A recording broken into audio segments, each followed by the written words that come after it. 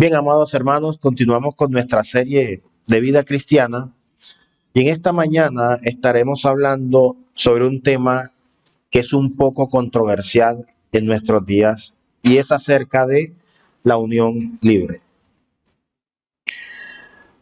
Y lo vamos a ver desde una perspectiva bíblica, pero también lo vamos a ver desde una perspectiva no bíblica. Pues bien, decimos que es un tema controversial, lastimosamente, porque hoy en día se cree o se tiene la creencia de que la unión libre es algo normal.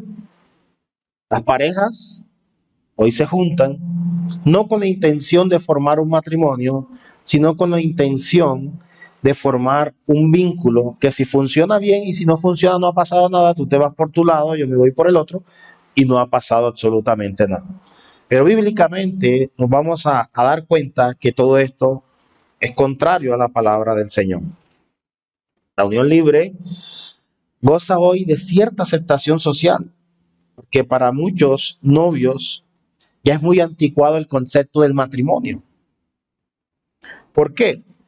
Porque ellos piensan, o los novios piensan, que el concepto de matrimonio los liga o los ata a cumplir ciertas cosas que lastimosamente la sociedad hoy en día no quiere hacer. Vivimos en una sociedad donde lo mejor es probar la convivencia antes de casarse, para así supuestamente conocernos y si las cosas no funcionan, la dejamos allí. Y ante esta situación sociocultural, la Biblia nos orienta y nos da respuestas acerca de lo que es la unión libre. Antes de continuar, entonces, pasemos a definir el término de unión libre. La unión libre se conoce como el vínculo entre dos personas adultas que conviven como parejas monogámicas y estables. Ahora, nuestra legislación colombiana define la unión libre de la siguiente manera. La define como la unión marital de hecho o unión libre, que se conoce comúnmente a una figura jurídica que está regulada por la Ley 54 de 1990 y que se aplica a las parejas que conviven en unión libre, es decir, en ausencia de un vínculo matrimonial. Ahora, la legislación también define a la unión libre como la decisión libre y consentida de dos personas que deciden conformar un hogar o hacer vida común sin contraer matrimonio. Pero vamos más allá de lo que dice la legislación. En esta unión marital, de hecho, las partes se conocen como compañeros permanentes y no como cónyuges. Y pueden ser parejas del mismo sexo. Allí es donde la legislación comienza a cambiar. Y esta figura no solo hace referencia a las parejas que están conformadas por un hombre y por una mujer, sino también a parejas del mismo sexo. Y en este sentido, la Corte Constitucional ya se ha pronunciado, de acuerdo a la sentencia C075 del 2007, extendió el régimen de protección de la unión marital de hecho también para las parejas homosexuales. Entonces, ya comenzamos a mirar o comenzamos a ver que desde el punto de vista legislativo, la unión libre se aparta del concepto de lo que la Biblia establece como el matrimonio. En primer lugar, porque es una unión que carece de todo sentido bíblico y segundo, porque permite que parejas del mismo sexo puedan cohabitar o tener cohabitación, que son cosas totalmente contrario a lo que dictan las escrituras. Y eso es lo que dice nuestra normatividad. Y si bien es cierto, como creyentes debemos respetar las normas y las leyes, también es cierto que como creyentes estamos sujetos a una ley mayor que es la palabra de Dios. Ahora, partiendo desde ese punto de vista, sabemos que es difícil entonces discernir lo que el Señor ordena hoy en día respecto a cómo vive el mundo, porque este mundo es un mundo que es cada vez más antagónico a Dios, es decir, donde tenemos a Dios como algo supremo, pero como algo que no aprueba nuestra manera de vivir, porque Dios lo vemos como el Dios prohibitivo, el Dios que todo lo prohíbe, que no me deja de desarrollar mi libre personalidad, etcétera, etcétera, etcétera. Entonces vivimos en una sociedad donde la inmoralidad es totalmente aceptada como si fuera algo normal y la moralidad es desechada como si fuera algo malo. Ese es el mundo y la sociedad en la que estamos viviendo. Y puede causar extrañeza que digamos que no está bien vivir en unión libre, porque realmente delante de los ojos de Dios no es bueno la unión libre. Y sé que me van a crucificar por todas estas cosas que estoy diciendo, pero tengo que decir lo que dice la Biblia. Y tenemos que enseñar lo que dice la palabra de Dios. Incluso hay creyentes que viven en unión libre. Pero bueno, eso es un tema que vamos a desarrollar. Lo único que te puedo decir o le puedo decir a las personas que viven en unión libre es que cásense y dejen de desagradar al Dios vivo y Dios verdadero. Ahora, el Señor instituyó el matrimonio para crear relaciones fuertes, relaciones duraderas, y la unión libre es todo lo contrario al diseño de Dios, porque es una relación que no ata absolutamente a nadie y cuando se quiere se puede terminar. No funcionó, nos vamos, tú te vas por tu lado, me voy por el mío y aquí no ha pasado absolutamente nada. Pero esto tiene implicaciones a futuro y tienen implicaciones para la eternidad. La unión libre es la salida más fácil que la sociedad puede encontrar con privilegios de matrimonio, pero realmente no es un matrimonio. El Señor creó el matrimonio como un pacto de vida eterna, como un pacto de vida entre un hombre y una mujer delante de Dios. Y esto muchas veces suena anticuado. Incluso a las parejas hoy en día les da miedo la palabra matrimonio. Huyen a la palabra matrimonio. ¿Por qué? Porque no quieren ninguna clase de compromiso. Veamos lo que dice el Señor y quiero que me acompañen en sus Biblias. En el Evangelio según San Mateo capítulo 19, versículos del 5 al 6. Mateo capítulo 19, versículos del 5 al 6.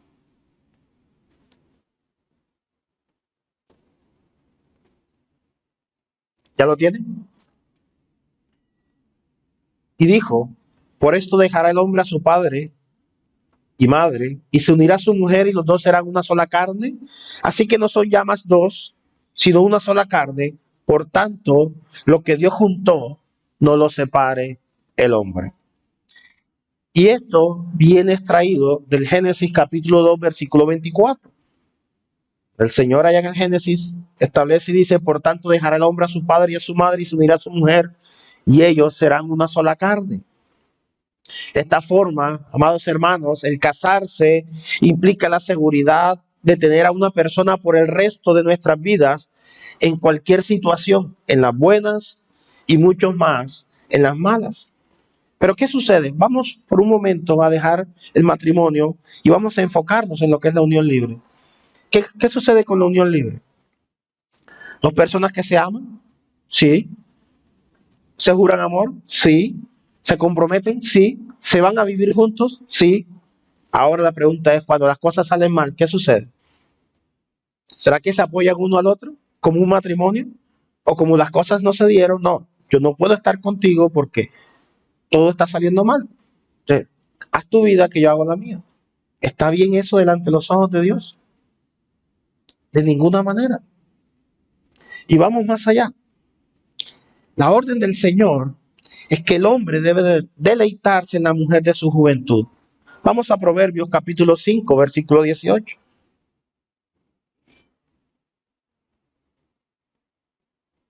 Proverbios 5, 18.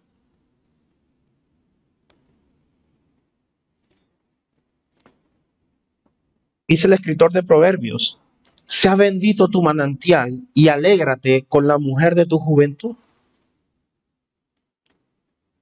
Es un consejo para vivir conforme a la voluntad de Dios, vivir con la mujer de tu juventud, vivir con la mujer que has escogido para esposa, o mujer, vivir con el hombre que has escogido como esposo. Mientras que en la unión libre, al no haber un tipo de compromiso oficial, en cualquier momento todo se puede acabar. Ahora, no estoy diciendo que el matrimonio asegure una felicidad para toda la vida. No, vamos a encontrar también matrimonios que sufren crisis, incluso matrimonios que se pueden acabar por cualquier situación. Pero lo importante es cuando el hombre y la mujer toman la decisión de casarse, toman la decisión de hacer las cosas de acuerdo al diseño que Dios ha establecido. Ahora, tomando como base la Biblia y, y comprobando las definiciones anteriores, notaremos varios puntos importantes a saber. Número uno, el pecado de la unión sexual. Unión libre, como les decía anteriormente, es la unión entre dos personas, pero aquí ya comienza la Biblia a mostrarnos que el vivir en unión libre se está cometiendo un pecado y es el pecado de la unión sexual. Unirse sexualmente sin estar casados se llama fornicación. Y Pablo lo define en la epístola a los Gálatas, que la fornicación es uno de los frutos de la carne. ¿Se acuerdan de los frutos de la carne? Fornicación, lascivia, en fin.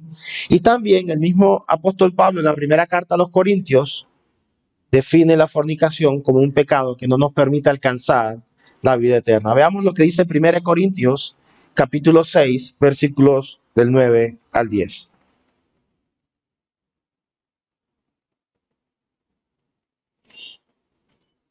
1 Corintios capítulo 6, versículos del 9 al 10. ¿Ya lo tienen? Ok. Leo para ustedes. Versículo 9. ¿No sabéis que los injustos no heredarán el reino de Dios? No erréis, ni los fornicarios, ni los idólatras, ni los adúlteros, ni los afeminados, ni los que se echan con varones, ni los ladrones, ni los ávaros, ni los borrachos, ni los maldicientes, ni los estafadores heredarán el reino de Dios. Pero llama mucho la atención que Pablo comienza la lista con los fornicarios. ¿Y por qué Pablo inicia la lista con los fornicarios? Porque recordemos que el cuerpo es templo del Espíritu Santo y cualquiera que atenta contra su cuerpo está atentando contra el templo del Espíritu Santo. Y aquel que no guarda la pureza sexual está atentando contra su cuerpo y está atentando contra la imagen de Dios. Entonces, por eso Pablo utiliza la primera frase en esta lista es: no erréis ni los fornicarios, los que tienen relaciones sexuales no consentidas por fuera del matrimonio o antes de casarse. Los adúlteros, los que aún siendo casados, consienten en tener relaciones sexuales con alguien que no es su pareja. Pues bien, entonces en la unión libre, las dos personas que han entrado completamente en esta unidad están cometiendo la impureza o el pecado de la impureza sexual. Se mantienen separados en algunos aspectos como el legal y la entrega no es tan completa como podría ser. Aunque en nuestra legislación, en nuestro país, existen leyes que contemplan la unión marital de hecho o el concubinato, que es la unión de compañeros permanentes no casados, esa unión, amados hermanos, no es la que estamos hablando en los versículos que la Biblia nos señala. Porque estos versículos hablan de dejar a nuestros padres, dejar a nuestras madres y unirnos a nuestra mujer y volvernos uno solo. Dejar una familia para empezar otra. Lastimosamente, no estoy diciendo que no haya relaciones de unión libre donde existan hijos. Claro, la mayoría de las uniones libres tienen hijos. Y aquí surge una pregunta, pastor, ¿y qué pasa con esos hijos? ¿Será que esos hijos son benditos o son malditos? Disculpen la expresión. Pues saben una cosa, la Biblia nos enseña que si este hombre o esta mujer que vive en unión libre alcanzan al Señor, pueden a través de ellos santificar a su familia. La Biblia nos enseña que la mujer santifica al esposo, que no es incrédulo, y los padres santifican a sus hijos, pero solo si ellos son alcanzados por el Señor. Y luego de que son alcanzados, entonces tomarán la decisión de casarse y hacer las cosas bien. Pero mientras no sigan haciendo las cosas bien, estarán desagradando al Señor. Ahora, muchas veces las personas prefieren vivir en unión libre por temor al matrimonio. ¿Y por qué le temen al matrimonio? Porque surgen varias preguntas. ¿Qué pasa si el matrimonio no funciona? Pastor, es que si me caso y no funciona, viviré triste toda mi vida, porque hice un pacto para toda la vida y ya no puedo deshacerlo. ¿Quiénes son casados acá? Les hago una pregunta. Cuando ustedes decidieron casarse, ustedes se casaron enamorados, ¿cierto? Y creo que hasta el sol de hoy, el Señor los ha mantenido unidos porque el amor nunca se ha acabado. Y a pesar de las dificultades, han permanecido juntos. Pero ¿qué sucede en el caso de las parejas de unión libre? ¿Qué pasa si no funciona? La salida más rápida. Me voy, te dejo, me dejas y se acabó. Y comienzo otra relación. Y así sucesivamente. Y eso se llama promiscuidad. Y eso también es un pecado. En la unión del matrimonio, amados hermanos, no debe existir el temor. Por el contrario, debe existir una confianza en nuestra pareja, pero esa confianza también debe estar soportada en nuestra relación con el Señor. Veamos lo que dice 1 Juan capítulo 4, versículo 18.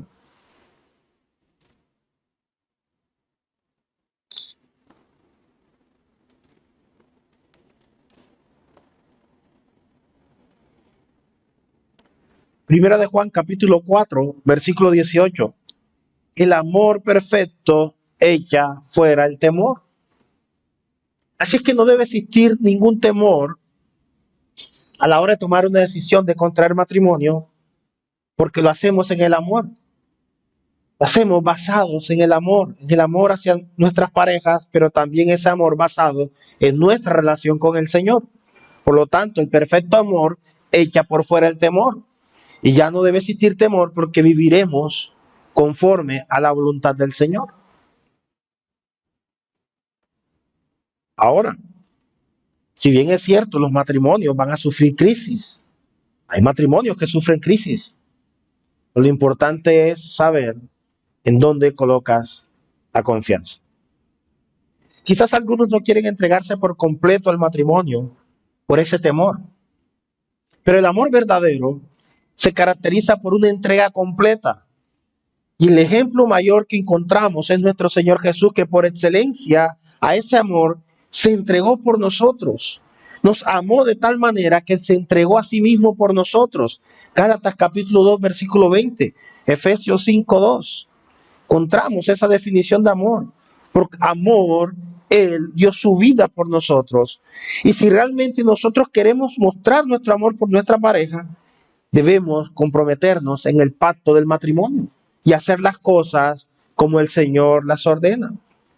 Ahora, delante del Señor, la única forma legítima para tener relaciones sexuales es dentro del matrimonio.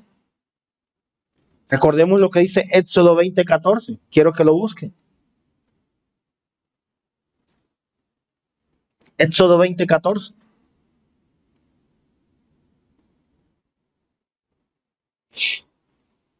Dice la palabra del Señor: no cometas adulterio. Y es un mandamiento para el antiguo pacto que también está vigente para el nuevo pacto. Decir está vigente. Cometer adulterio es tener relaciones sexuales fuera del matrimonio. Y esto es con una persona con la que no te has casado. Por ejemplo, las personas solteras que tienen relaciones sexuales sin casarse están cometiendo adulterio. Y se los repito como se los dije al inicio. Y este adulterio está pecando contra la imagen de Dios. ¿Por qué? Porque no ha sido bendecida esta unión sexual entre estas dos personas. Ahora, supongamos por un momento que un hombre tiene relaciones sexuales con una joven que es virgen, pero que aún no está comprometida para casarse. Si lo descubren, él deberá pagarle al padre de ella 50 monedas de plata. Deuteronomio 22:28, quiero que me acompañe. Y luego deberá casarse con la joven por haberla violado y jamás en su vida podrá divorciarse de ella. Así de serio, amados hermanos, es tener relaciones sexuales fuera del matrimonio. Hoy en día se ve normal. Vemos parejas viviendo en un apartamento. ¿Son esposos? No, somos novios. Vivimos hace 3, 4, 5 años. Ah, ok. Está bien. A lo bueno le llaman malo y a lo malo le llaman bueno. Yo recuerdo, yo no soy tan viejo, pero yo recuerdo que las visitas de novios se hacían en la sala de la casa, delante de los padres de la novia. Yo lo hice de esa manera. No soy tan viejo como ustedes consideran. Y creo que nuestros abuelos también con nuestros padres hacían eso. Las visitas de los novios se hacían en la casa. Hoy en día no. Hoy en día son novios y los padres son los últimos en enterarse cuando ya llevan 5, 6, 7, 8, 10, 9 años de noviazgo. Lastimosamente los valores y las costumbres se han perdido precisamente por la misma sociedad, porque la sociedad ha convertido aquello malo en bueno y lo bueno en malo. Ah, que ya tú eres anticuado porque tú piensas en el matrimonio y eso no se usa. Es lo que uno escucha decir a los jóvenes hoy en día. No, preferimos irnos a vivir juntos y si no funciona, nos separamos y no pasó nada. Pues bien, Deuteronomio 22, 28 y 29 dice lo siguiente. Cuando algún hombre hallare una mujer virgen que no fuera desposada y la tomare y se acostare con ella y fueren descubiertos, entonces el hombre que se acostó con ella dará al padre de la joven 50 piezas de plata y ella será su mujer por cuanto la humilló y no la podrá despedir en todos sus días. ¿Tan serio era el compromiso? ¿Tan serio era la honra de la mujer? Hoy en día, lastimosamente, eso se ha perdido. Niñas de escasos 13, 14, 15 años ya tienen una vida sexual totalmente activa. Lastimosamente, esto es impulsado por toda nuestra sociedad, en la televisión, en la radio, en las novelas, en las películas, todo es sexualizado. Y eso es una artimaña del enemigo para romper lo que Dios ha establecido, para dañar la imagen de Dios que reposa en cada uno de nosotros. Ahora, la Biblia nos enseña y nos ordena que nos debemos casar con la persona con la que se fornica. De lo contrario, has violado a una mujer que es de otro hombre. ¿Cómo así, pastor? Sí, porque en un futuro ella se irá a casar eventualmente y tú has violado a esa persona. Pastor, pero una violación no es tener relaciones sexuales sin consentimiento. ¿Y acaso la fornicación es consentida? Sí, pastor, es consentida porque consentimos los dos para tener relaciones sexuales. Sí, pero Dios la aprobó. Así de serio son las cosas, amados hermanos. Así de serio es la unión libre. Así de serio porque estamos pecando. Estamos cometiendo pecado que atenta directamente contra la imagen de Dios. Y no basta con que digas o que la persona diga, bueno, nos vamos y nos vamos a vivir juntos. Y hacen como si estuvieran casados sin estarlo. Para el Señor, eso es inmoralidad sexual. Y la Biblia dice claramente que ni los adúlteros ni los fornicarios heredarán el reino de los cielos. No lo estoy diciendo yo, lo dicen las Escrituras. Lo acabamos de leer en 1 Corintios capítulo 6, versículo 9. Ni los fornicarios, ni los idólatras, ni los adúlteros, ni los borrachos, ni los maldicientes, ninguno de ellos heredarán el reino de los cielos. Entonces nos podemos preguntar, ¿pero acaso no soy yo una sola carne si tengo relaciones sexuales con ella? Veamos lo que dice 1 Corintios capítulo 6, versículo 16. Porque este es un versículo que muchas personas que viven en unión libre utilizan para consentir su pecado. 1 Corintios capítulo 6, versículo 16.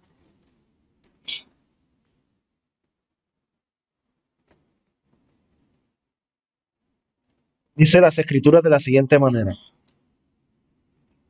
¿O no sabéis que el que se echa con una ramera es un cuerpo con ella?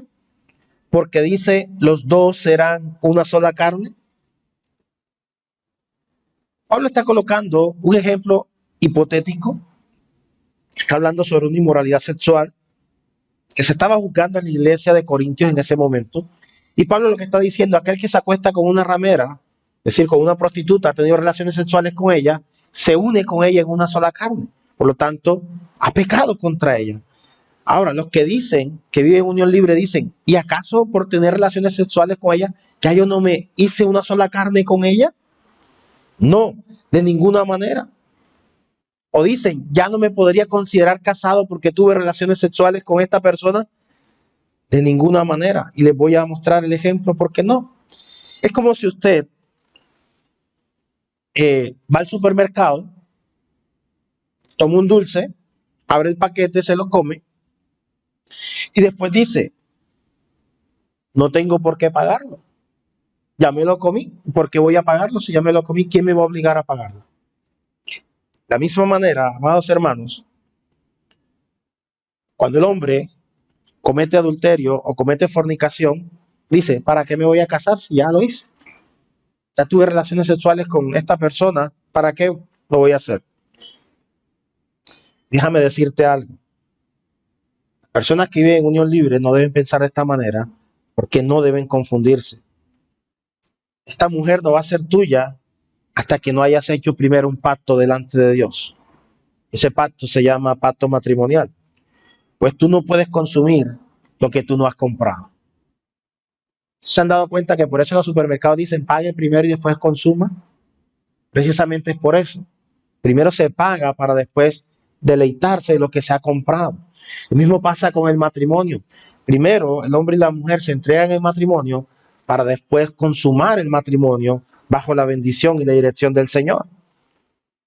Y el Señor corroboró esta necesidad de casarse en la conversación que sostuvo con la samaritana. Veamos lo que dice en las Escrituras. Juan capítulo 4, versículos 16 al 18.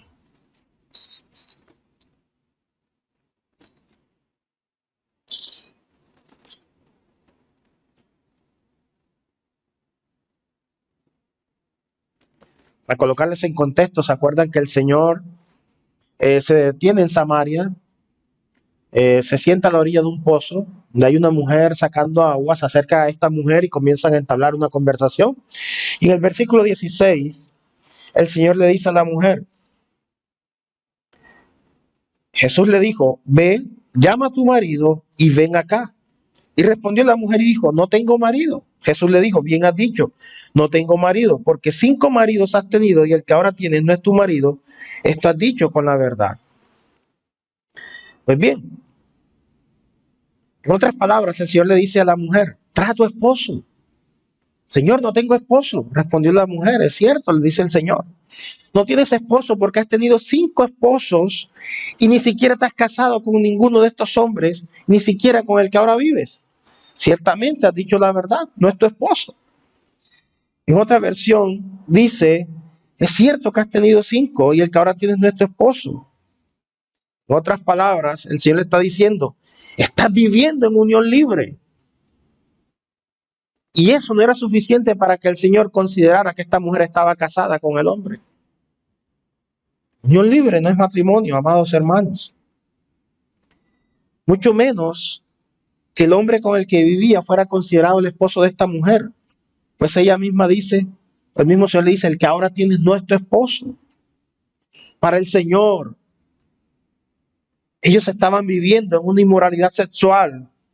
Y lo mismo sucede hoy en día con las personas que persisten en vivir en unión libre. Si éstas no deciden casarse, formalizar su relación. Ahora bien, para que la unión libre sea válida delante de Dios y salga del estatuto inmoral, es decir, prohibido, y pase a uno moral, es decir, permitido, la unión libre debe formalizarse en un evento público. ¿Y cuál es este evento público? Matrimonio.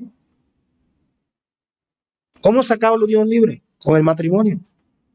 Es la única forma de que la unión libre pueda ser bendecida o dirigida bajo la voluntad de Dios. Pastor, ¿y qué pasa si en una pareja de unión libre una persona es creyente y conoce al Señor? Listo, esta persona tiene que seguir orando para que el Señor permita que su esposo, su pareja alcance al Señor y puedan tomar la decisión de casarse y dejar el pecado a un lado y vivir entonces bajo la dirección del Señor. Ahora, de otra forma entonces, ¿por qué el Señor ordenaría a los solteros que tuvieron relaciones sexuales a que se casen. Si no fuera que las relaciones sexuales no son suficientes para decir que es un matrimonio simplemente por el hecho de tener relaciones sexuales. Como se los dije anteriormente, las relaciones sexuales fuera del matrimonio, fornicación y adulterio, son inmoralidades sexuales que atentan contra la imagen de Dios. Ahora, pensemos por un momento, ¿por qué el Señor Jesús no consideraría el concubinato como un sinónimo de matrimonio? La sencilla razón es lo siguiente, que el matrimonio es la formalización de la unión en un evento o anuncio público, mientras que la unión libre no. La unión libre, dos personas deciden por voluntad propia irse a vivir, irse a establecer una pareja, sin dar más detalles de la decisión que acaban de tomar. Muy bien, ahora, la Biblia nos enseña, amados hermanos, que el contraer matrimonio cambia nuestro estatus, cambia nuestra relación con los demás miembros de la sociedad. La sociedad nos va a tratar diferentes a que si fuéramos solteros. De ahí la lógica de usar una señal externa como el anillo. Yo no uso anillo por una razón muy particular. Fui víctima de los asaltantes. Esa es la razón por la cual yo no uso anillo. No es porque esté viviendo en unión libre, no, de ninguna manera. Simplemente porque fue víctima de un asalto y lastimosamente mi esposa y yo perdimos las alianzas. Pero ese no es el tema de conversación. Pues bien, regresemos a nuestro tema. Cuando nos casamos, nuestro estatus delante de la sociedad cambia. ¿Sabes por qué cambia? Porque ya nos van a ver como un matrimonio. Y qué hermoso es cuando nos vean llegar, oh, allá viene la pareja de esposos. Qué bueno, qué lindo, qué hermoso. Ya cuando los invitan a un evento social, ya no va a decir Pepito Pérez, sino Pepito Pérez y señora. O fulanita de tal y señor, o esposo. Qué bonito es eso, ¿cierto? ¿Cómo cambia eso? Y qué bueno cuando el hombre trata, esta es mi esposa, o la esposa trata al hombre, este es mi esposo. Todo esto es hermoso. Es hermoso porque es el diseño que Dios ha establecido, amados. Y así es que debemos vivir. Por eso no basta con que vayamos a vivir con alguien para que la sociedad nos considere casados. No. Pues ¿cómo sabemos si esa unión va a ser por un día, por una semana o va a ser por varios años? No lo sabemos. No habría forma de saberlo. Por eso se debe formalizar públicamente para que sepamos que estas personas entraron en una relación vitalicia llamada matrimonio con la que se contraen derechos y se contraen obligaciones. Ahora, el matrimonio no es un invento del hombre. Matrimonio es un mandato de Dios. Génesis 2:18. El Señor lo diseñó de esa manera. Por tanto, dejará el hombre a su padre y a su madre y se unirá a su mujer. Y los dos serán una sola carne. El Señor lo creó, el Señor lo diseñó, Él lo definió. Y el mismo Señor entonces establece cuáles son las reglas. Si somos creyentes, entonces debemos regirnos por las reglas, los estatutos y los decretos que el Señor ha establecido. Por lo tanto, la regla del Señor es matrimonio, no unión libre. Entonces, el matrimonio podríamos definirlo como una relación de pacto ante Dios celebrado en un evento o un anuncio público vitalicia entre un hombre y una mujer adultos que no son familiares directos, pero sí del mismo yugo espiritual, con varios propósitos específicos y con muy pocas cláusulas de salida o de nulidad. Ahora, veamos entonces que el matrimonio no es un contrato, no es algo que estamos diciendo, hagamos el contrato, y tú sabes que en el contrato se establecen cláusulas, y una de las cláusulas en los contratos es que el contrato se puede terminar por la falta de incumplimiento de alguna de las cláusulas. Por eso el matrimonio no es un contrato.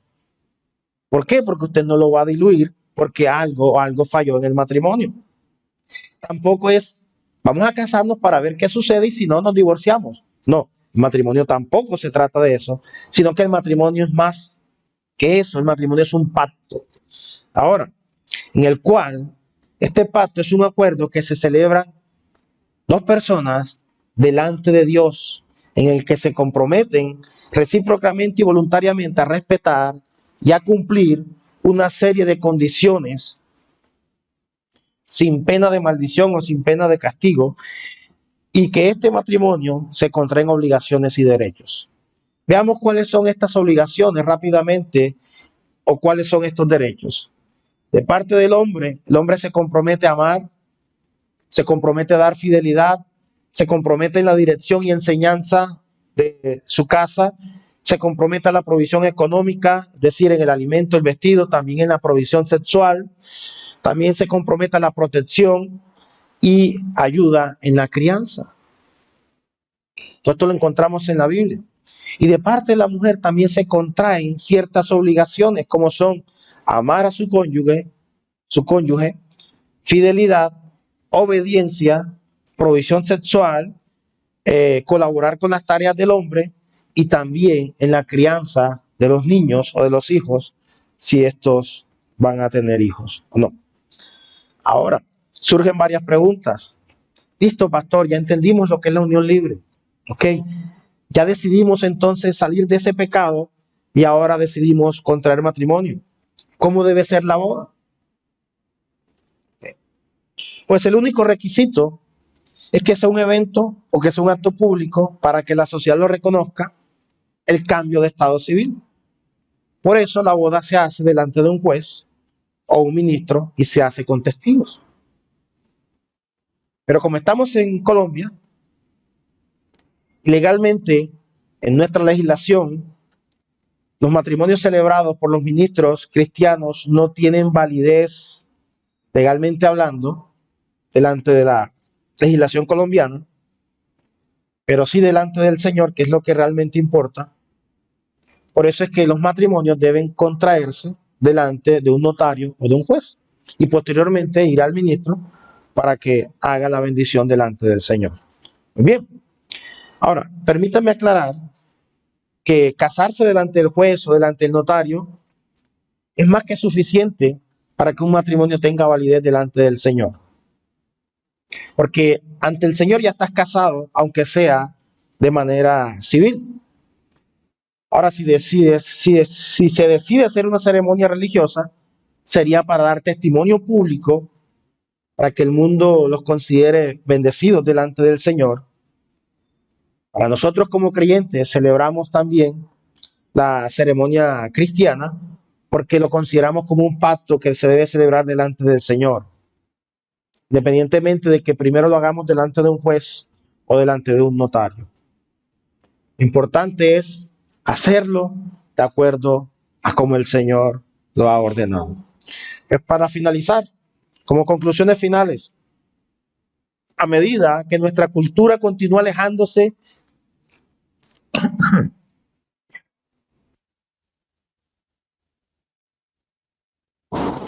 a medida que nuestra cultura continúa alejándose de los ideales bíblicos para el matrimonio, los creyentes sentirán la presión de seguir la tendencia hacia la cohabitación antes que el matrimonio. Y hablo de los creyentes porque, como les decía anteriormente, muchos creyentes, aún siendo creyentes, consideran que no deben casarse sino vivir en unión libre.